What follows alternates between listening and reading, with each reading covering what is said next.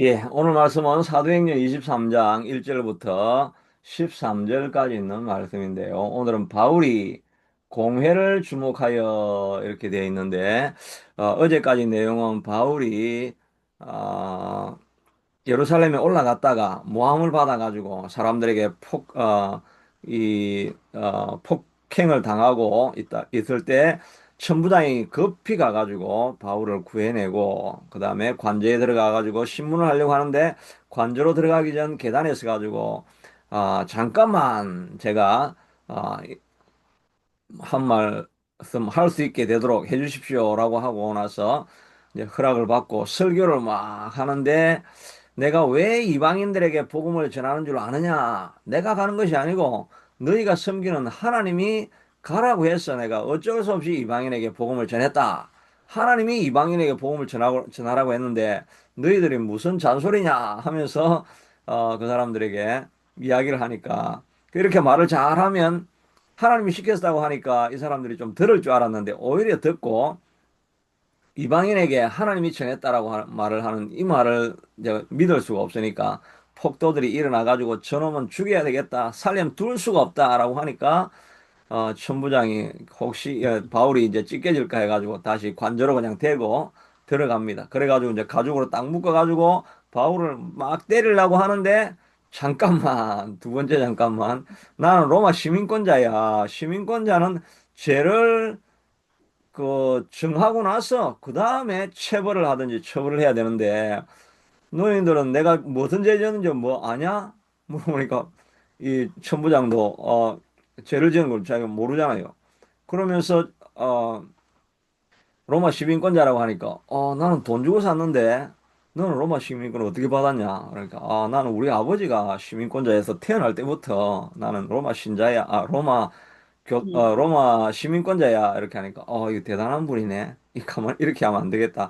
절차를 잘 밟아야 되겠다. 이래가지고 공회에 쓴 겁니다. 로마 법으로는 바울이 뭐 형사상의 죄를 지었으면 로마 법으로 이렇게 그냥 관제해서 해결을 물어볼 수 있지만, 뭐, 바울이 사람을 죽인 것도 아니고 도둑질 한 것도 아니고 죄가 없으니까, 그럼 율법에 무슨 죄가 있다고 하니까, 그러면 율법이 죄를 정하려고 하면, 이 유대인 공의회로 가야 되죠. 그래서 유대인 공의회들이 스스로 판단하게 하려고 하니까 공의회 안에는 대제사장, 제사장, 서기관, 장로 이런 사람들이 딱 앉아 있는 겁니다. 그래가지고 이제 앞에 딱 서서 바울이 아주 이 담대합니다. 그냥 담대하게 나는 내 양심을 따라서 하나님을 너희 조상 하나님을 내가 숨겼다. 내가 뭔 잘못이 있냐 하니까 이 대제사장이 저놈의 입을 쳐라. 어떻게 저런 어, 망령된 말을 하느냐 하니까 어, 바울이 율법학자 아닙니까? 최고의 가말리알 문화에서 율법 교육을 받은 사람 아닙니까? 그러니까 이 대제사장의 약점을 딱 지적하는 것입니다. 이 레위기서나 이렇게 보면 그 사람의 죄를 정하지 않고는 율법으로 체벌을 할 수 없게 되어 있습니다. 그러니까 이제 그 바울이 레위기서를 뭐 정통하니까 너희가 회칠한 담이여 하나님이 너를 치시리로다. 내가 나를 율법대로 심판한다고 앉아서 율법을 어기고 나를 치하느냐?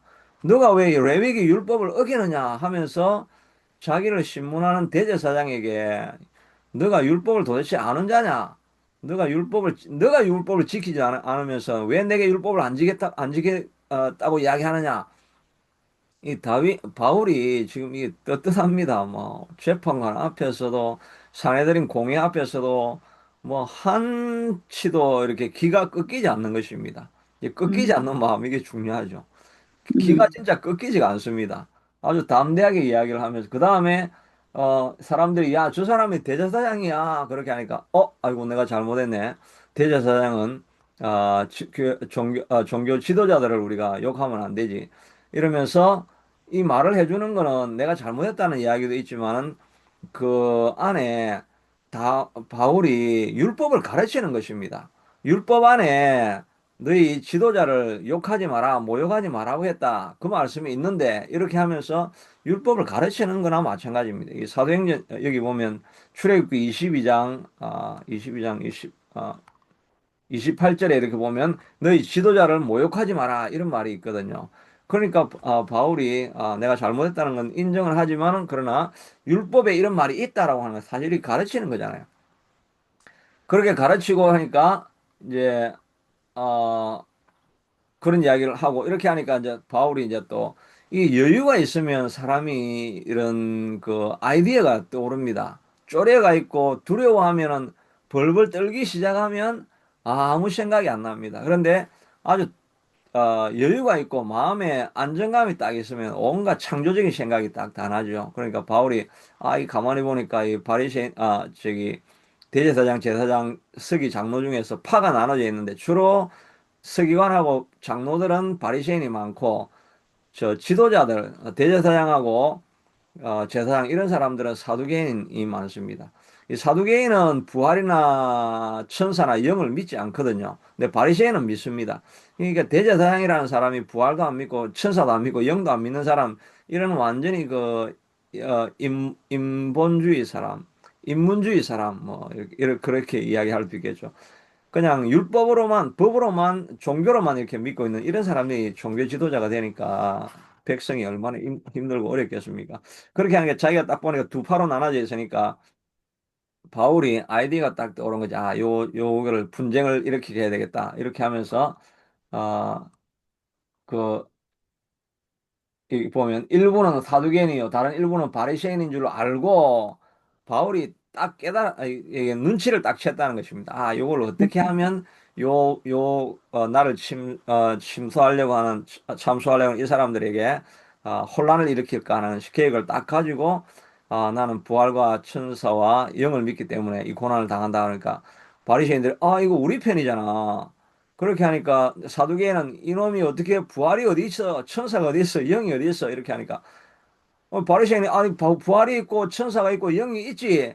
이러면서 이제 자기들끼리 막 싸움을 하기 시작하면서 공회가 난장판이 되어지는 그런 상황을 보게 되는 것입니다. 바울이 신문을 당하고 어려움을 당하고 곤란을 당해야 되는데 바울은 아주 여유롭게 이 작전을 짜가지고 어떻게 하면 조정을 자기가 지금 컨트롤을 하는 거죠. 컨트롤을 해가지고 한마디 하니까 공회가 분쟁이 일어나고 난장판이 일어나고 이렇게 하면서 바리새인이 이 바울이 혹시 천사를 의지해서 하는 말이면 어떻게 되냐? 천사가 하는 말인데 바울이 무지한 것 같아.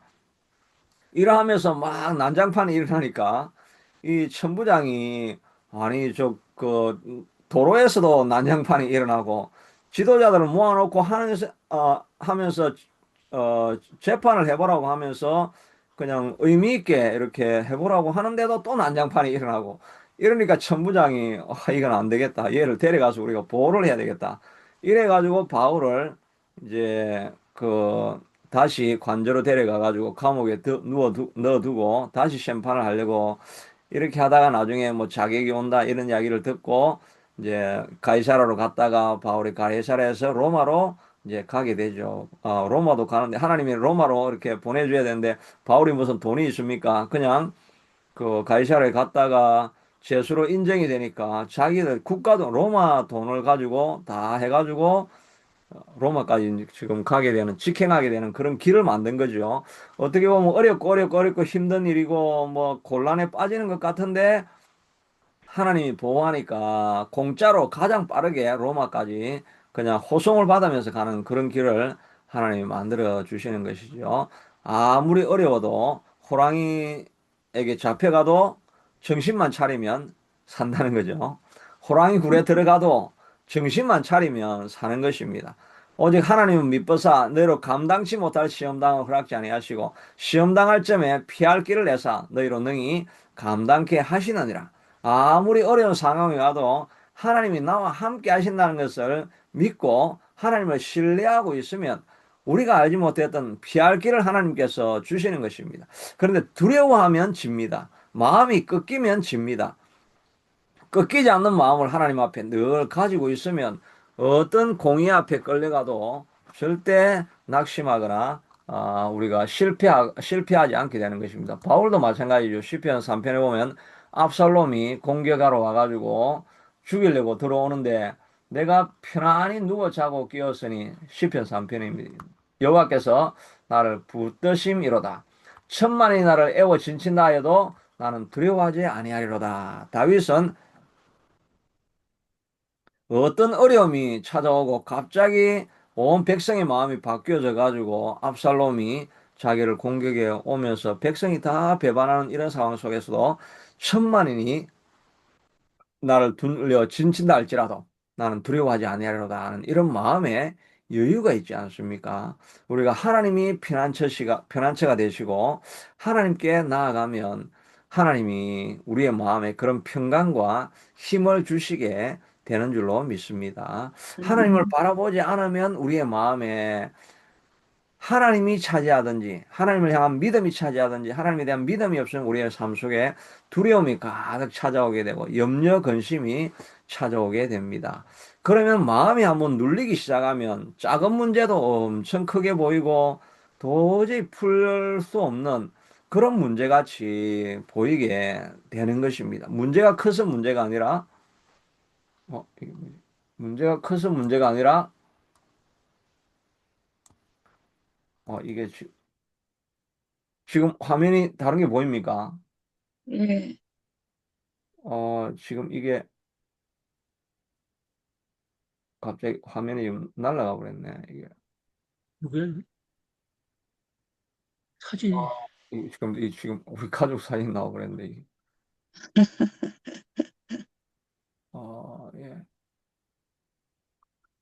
요 구글, 요 화면이 갑자기 다운이 될 때가 있습니다. 이게 하여튼 화면을 옮기거나 이렇게 하면 안 되는데.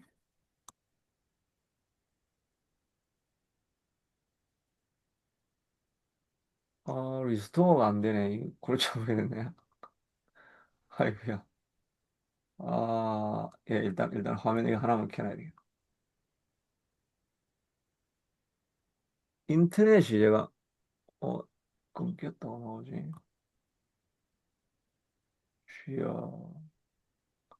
이렇게 하나님 말씀을 전하려고 하면 이 사단의 방해가 있습니다. 사단의 방해가 있고 끊기지 않는 마음을 가져야 됩니다. 우리가 이런 쓸때 끊기는 마음, 이것도 난리 났네 하면서 두려워하는 마음, 이런 마음을 가지면 문제가 더 크게 보입니다. 절대 우리는 꺾이지 않는 마음을 방금 우리가 읽었던 시편 3편에 있는 말씀에 다윗이 꺾이지 않는 마음을 가진 것을 우리가 볼 수가 있죠. 하나님을 우리의 피난처로 삼으면 하나님께서 우리에게 꺾이지 않는 마음을 주시게 되는 것입니다. 반면에 사단이 와서 하는 일은 우리를 두렵게 만드는 것입니다. 겁나게 만들고 두렵게 만들어 가지고 사람이 정신을 못 차리게 만들어 가지고 정말 우리가 할 수 있는 일도 완전히 이렇게 마비가 되어지면 우리가 꼼짝을 못하고 앞으로 나가지는 못하죠. 골리앗을 보면서 막 두려워만 하고 있으면 할 수 있는데 발을 움직이지 못하게 만드는 것입니다. 우리가 이길 수 있는데 움직이지 못하게 만드는 것이 사단의 관계죠. 어제 밤에도 저는 3시 29분에 내가 이제 깼는데 꿈자리가 얼마나 뒤숭숭한지 하여튼 제가 그때 전쟁터에 나갔던 것 같은데 계속해서 쫓기고 하면서 이 마음이 막 너무나 조급해지고 막 하여튼 계속 쫓기다가 이 큰일 났다 하다가 잠에서 이제 깨지 않았습니까? 이 사단이 갑자기 잠잘 때 이렇게 우리를 감이 눌리게 만들게 하는 이런 일도 사단이 우리를 두렵게 만드는 것입니다. 이 사단이 두렵게 만드는 일을 하기 때문에 우리가 두려운 마음이 올 때 하나님께로 나아가야 됩니다. 하나님의 말씀을 기억하고 하나님의 약속을 다시 한번 붙들고 나아가게 되면 우리의 마음을 안정을 찾게 되는 거죠. 다윗이 내가 천만인이 나를 둘러 진진다 할지라도 나는 주님 안에서 안전히 그하리로다. 내가 편안히 누워 자기도 하리니 이런 평안함을 하나님께서 우리에게 주시게 되는 것입니다. 그런데 이런 평안함을 얻기 위해서는 가만히 있으면 안 되고 하나님 앞에 기도하는 자리로 나아가는 것이 필요하죠. 그러면 하나님께서 우리에게 주시는 또는 말씀을 읽는 자리, 예배하는 자리로 우리가 머무는 게 필요하죠. 그러면 하나님께서 우리에게 그런 음성을 들려주시게 됩니다. 바울도 이렇게 담대하고 태어날 수 있는 이유 중에 하나는 하나님께서 늘 그에게 위로의 말씀을 주시기 때문이죠. 이 공의회가 끝나고 난 그 밤에도 그날 밤에 주께서 바울에게 이르되 담대하라 내가 예루살렘에서 나이를 증언한 것 같이 로마에서도 증언하여야 하리라고 하면서 하나님께서 이 바울에게 환상을 보여주시거나 음성을 들려 주시기도 하죠. 고린도 교회에 있을 때도 마찬가지였죠. 너는 잠잠하지 말고 담대히 하나님 말씀을 선포하라. 이 성중에 내 백성이 많음이니라 하고 하나님께서 그에게 계시의 말씀을 주시고 있죠. 또 유라굴라 광풍을 만나가지고 어려운 길을 그 바다에서 표류하고 이렇게 하고 있을 때 하나님께서 바울에게 찾아가서 말씀하시죠. 두려워하지 말라. 내가 너는 가이사에 가서 가이사를 만나고 또 거기에서 복음을 전해야 될 것이다. 그렇게 말하면서 너는 파선을 당하지 않을 것이라는 하나님의 약속을 들려주지 않습니까? 이 하나님의 약속이 우리에게 들려지면 우리가 담대해질 수 있게 되죠. 우리도 기도하다가 또 말씀을 읽다가 예배하다가 하나님이 우리에게 들려주시는 그런 확신의 말씀이 있죠. 정말 그럴 때는 그 말씀을 붙들고 계속해서 기도하다 보면 우리 마음 안에 담대함이 일어나게 되죠. 그런데 이 약속을 듣는 자리에 머무는 것이 필요하죠. 그러니까 이 약속의 말씀이 없이 하루를 살아가다 보면 두려움과 떨림 가운데 해야 될 일도 하지 못하고 멈출 때가 많이 있습니다. 또 우리가 담대할 수 있는 이유 중에 하나는 하나님 문제보다 크신 하나님을 우리가 만나야 되죠. 문제를 바라보면 우리가 가라앉을 수밖에 없습니다.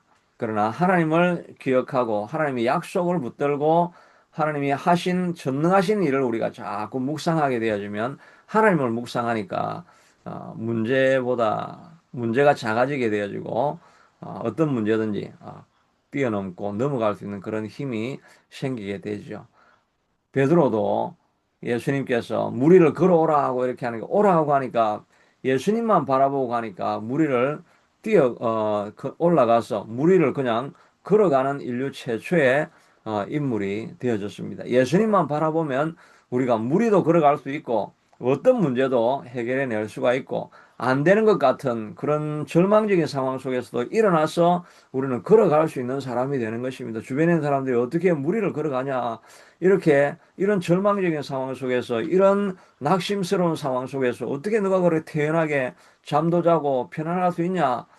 그렇게 할 수 있을 만큼 주님만 바라보고 나아가면 하나님의 약속만 붙들고 나아가면 우리도 무리를 걸어갈 수가 있습니다. 그런데 우리가 이 집중을 놓쳐버리고 바람이 크게 불고 그러면서 큰 파도가 오는 그걸 바라보게 되면 그냥 물속에 빠져들어가게 되는 거죠.